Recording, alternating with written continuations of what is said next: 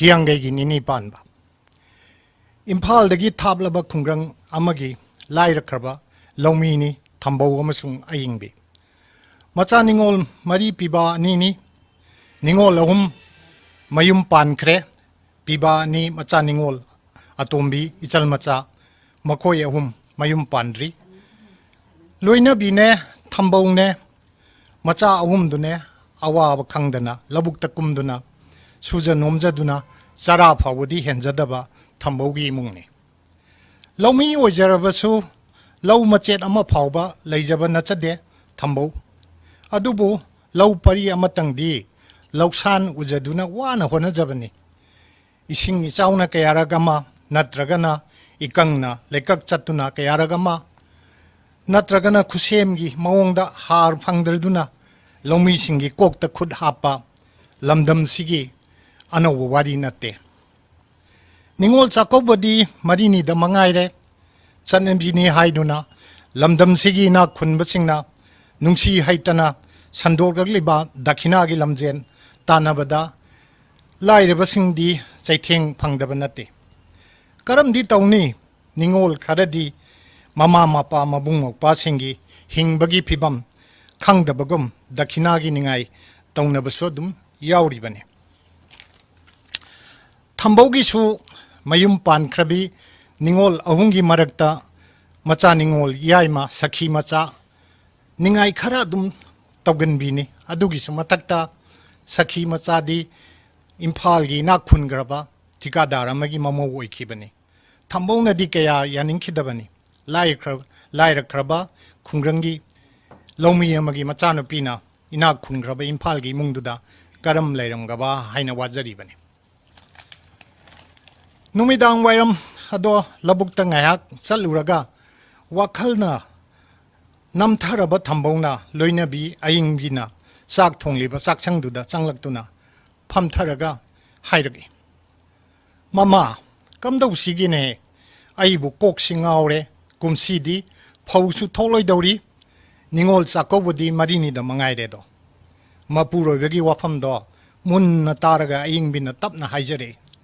Moi paba thoina suwabirunuda aina su kumsigi woinadi muga phanek amamanga inapi amamanga sajarabani masi mangai khoina ngamjaba haibado.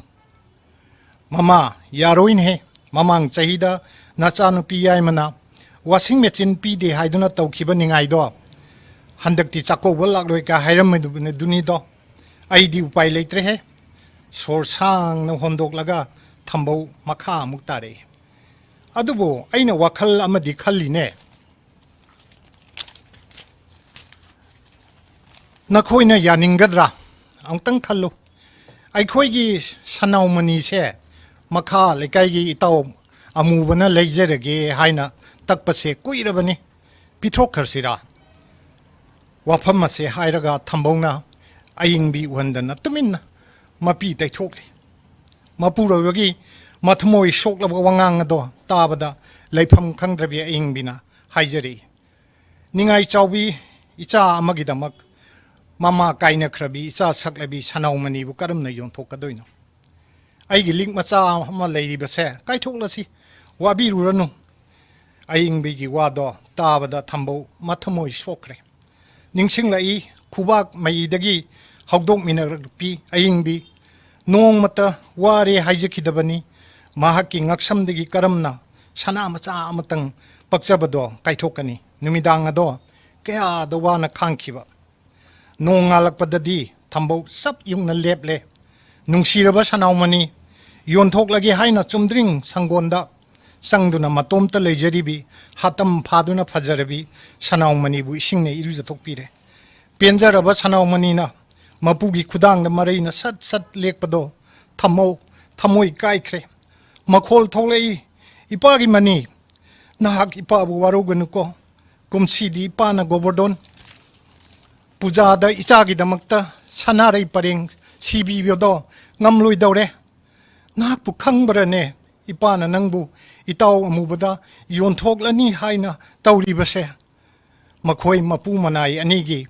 matawdu ubada silamba nungchitsu chap lepkhre koro numitsu amuba nongi mapai amana khumjin khre पाबा इसे यामना phone तौरई पाबा पाहेल उ हाइरी थम्बोक स्वाई लावी सोइद्रे मागी दक्षिणागी थौरक वेरंगनी नत्रगना माना palm दक्षिणा पीद्रबदी चाकोब लाक्लरोय हाइरिबरा मखुत्तो निक्लदुना मचागी phone दो पाइखलुबनी इपागी सखी हाइना खुमलुई मथमोई सोक्लब खोंजेंदा सखी मचाना खुमलई पाबा अखोगी सनाउमनी योंथोकपीगनु आई इमागा पाबगना नुंसीना पीबीबे खरदो लौजरगे अईगी सनाउमनी सोकपीगनु मचागी नुंसीरब खोंजेंदो ताबदा निंगचिंगलई सनाउमनीगी ममाना पोकलब मतुंग खरा लेरगा लेखिदबा मचा सखी मचाना संगोम थीदुना वाना योक्चरखिबा नुंसीना सनाउमनी हाइना ममिंग थोनखिबा मथंग मथंग मचानुपी इचल मचाना थंबोगी मखुत्ता गी फोन दो मुल्लगा पाबा ngarang numidang imaga pabagana yamna wana kapminnakhibado aina isi yaida loina tamthopani khangpre khe khangi thambo waramba pumba swai mangkre manakta machanupa ani loina bit tham aingbi thambo bu question duna leiramle lairaba thambo gi imungdo harawbuna makhon tholakle sanau manisu khausa duna khonglakle loijare matang asida puno khoramjare